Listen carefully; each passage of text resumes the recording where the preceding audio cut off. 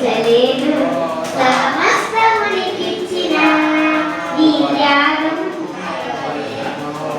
జీవమైన దేవుడా జీవమిచ్చిన నాదుడా జీవమైన దేవుడా జీవమిచ్చిన నాదుడా జీవజలముల బుగ్గయకు నన్ను నడిపిన కాపరి జీవజలముల బుగ్గయకు నన్ను నడిపిన కాపరి రాజా రాజా రాజా రాజాదిరాజు నీవు దేవా దేవా దేవా దేవాని దేవుడవు నిత్యము స్తుతించిన నీ రుణము తీర్చలేను సమస్తమునికిచ్చిన నీ త్యాగం మరువలేను మార్పులేని దేవుడా మాకు సరిపోయిన వాడా మార్పులేని దేవుడా మాకు సరిపోయిన వాడా మాటతోనే సృష్టినంతా కలుగజేసిన పూజ్యుడా మాటతోనే సృష్టినంతా కలుగజేసిన పూజ్యుడా రాజా రాజా రాజా రాజాధిరాజు నీవు దేవా దేవా దేవా దేవాది దేవుడవు నిత్యము స్తుతించిన నీ రుణము తీర్చలేను సమస్తమునికిచ్చిన నీ త్యాగం మరువలేను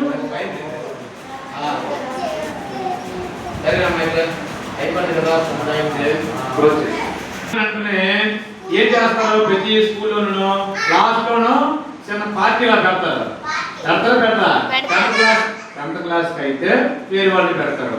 చిన్న పిల్లలకైతే అందరికి కలిసి మంచి భోజనం పెట్టి బాయ్ బాయ్ టాటా సెలవుల్లోకి వెళ్ళండి మళ్ళీ పడుచుకొని ఆడతారు. అంతేనా?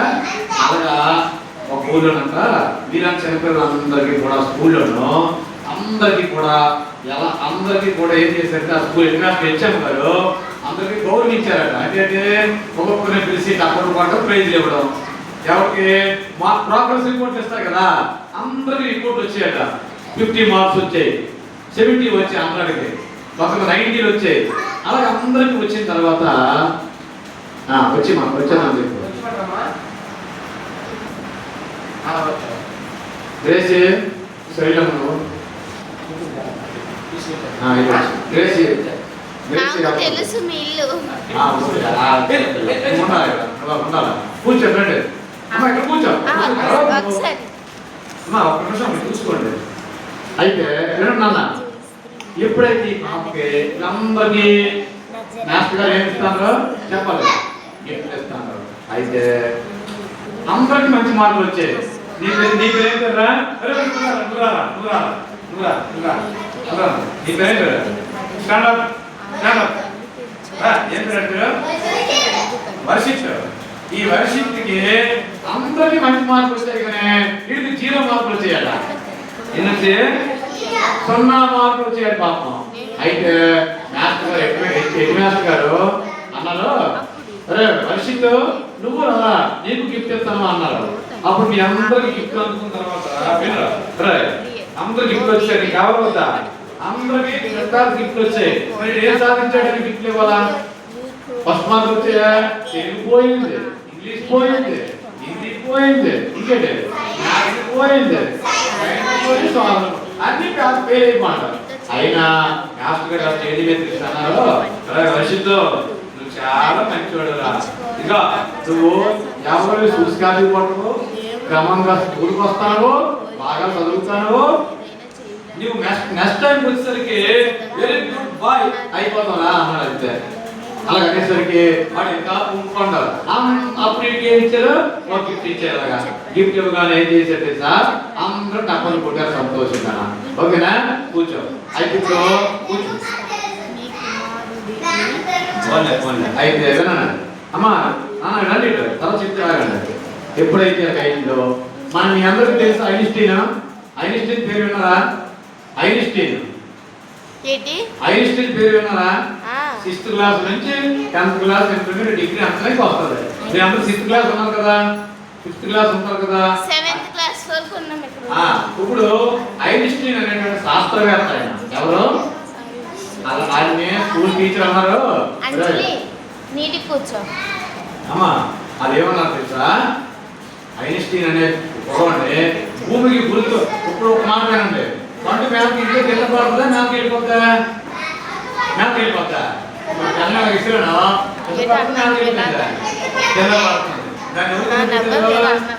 ఐన్స్టీన్. ఎందుకంటే భూమికి ఏంటుంది? గురుత్వాకర్షణ శక్తి ఉందని కనిపెట్టాడు. దానికి తెలుసా అతను వినండి అమ్మా అతను చదువు లేదు కానీ చదువు చిన్నప్పుడు 0. అయితే రాయ్ రాయ్ నేనేం పేరు చెప్పాను? ఐన్స్టీన్ ఏం పేరు?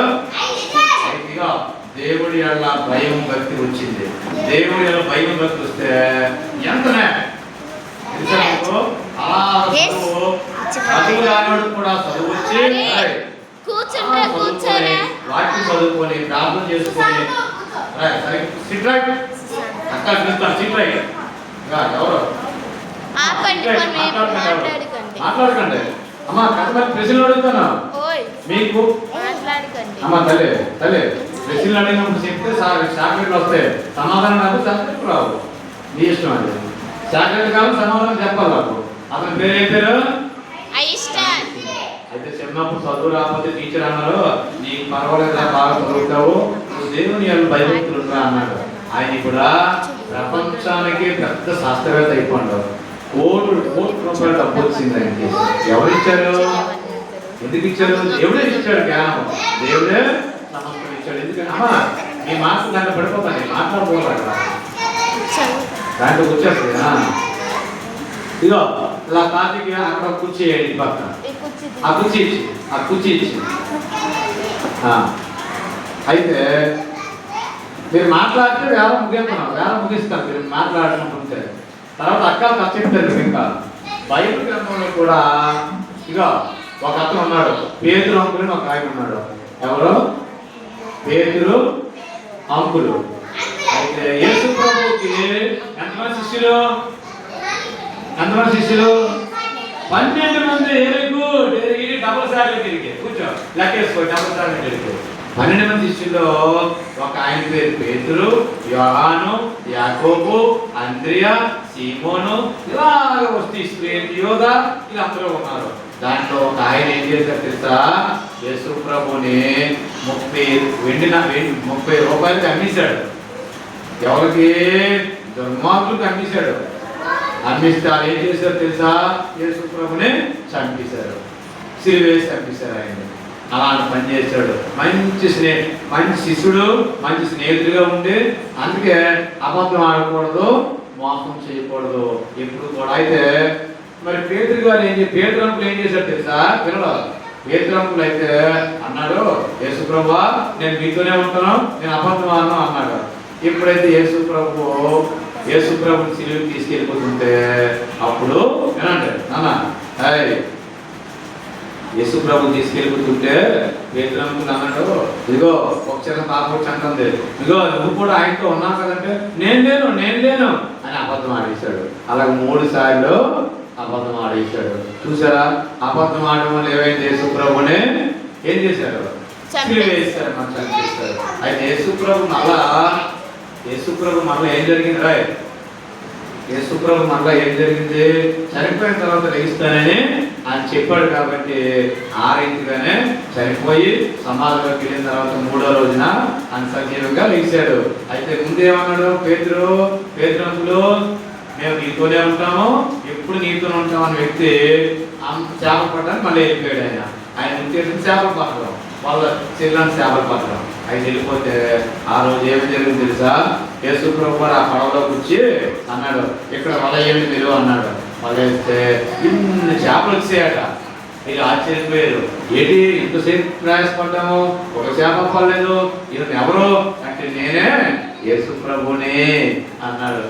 మీరు నన్ను అప్పగించారు సిలువకి, నేనే అమ్మో ప్రభు నన్ను క్షమించి ప్రభు అన్నాడు. అప్పటి నుంచి అబద్ధాలు ఆడటం మారేసరికి వినండి అమ్మా నీ పేరు పేరమ్మా? పాప పేరు మోక్షిత. అమ్మ మోక్షిత యేసు ప్రభు ఎప్పుడైతే అబద్ధాలు ఆడలేదో పేతురు అనుకుంటుందని అప్పటి నుంచి పేతురు ఏం చేశాడు కృష్ణ? మంచి పరిచయం చేశాడు, మంచి జ్ఞానం వచ్చింది, మంచి ఇల్లు కట్టాడు, మంచి ఉద్యోగాలు వచ్చాయి, అన్నీ వచ్చాయి అన్నమాట. మరి మీరు కూడా అబద్ధాలు ఆడకూడదు, ఇంకా దొంగతనాలు చేయకూడదు, మోసం చేయకూడదు, చిలకల పాపలు చేయకూడదు, ఏం చేయకుండా ప్రభువా నన్ను క్షమించు, మా బిడ్డలను దీవించు, నా తోటి వారిని దీవించు, నా తోటి వారిని రక్షించు, మా టీచర్ వారిని రక్షించు, మా తల్లిదండ్రులను రక్షించు అని మనం ఏం చేయాలి? అది డోర్ వేసేది, డోర్ వేసి అయితే ఎప్పుడైతే అలాగా చేశారో అప్పటి నుంచి దేవుడు దీవించాడు, దీవించాడు. అందుచేత మీరు కూడా దేవుని సన్నిధిలో ఎలా ఉండాలి? ఎలా ఉండాలి? ఎలా ఉండాలి? భయభక్తులతో ఉండాలి, ప్రార్థన చేయాలి. చాలు అమ్మ, అవును పర్లేదు, అదే పోతలేదు. ప్రార్థన చేయాలి, మంచి జ్ఞానం సంపాదించాలి, దేవుడు జ్ఞానం ఇస్తాడు. దేవుడు వాక్యాన్ని దీవించిన కాక ఆమేన్. ఇప్పుడు పరిశుభ్రాన్ని చెప్తుందా?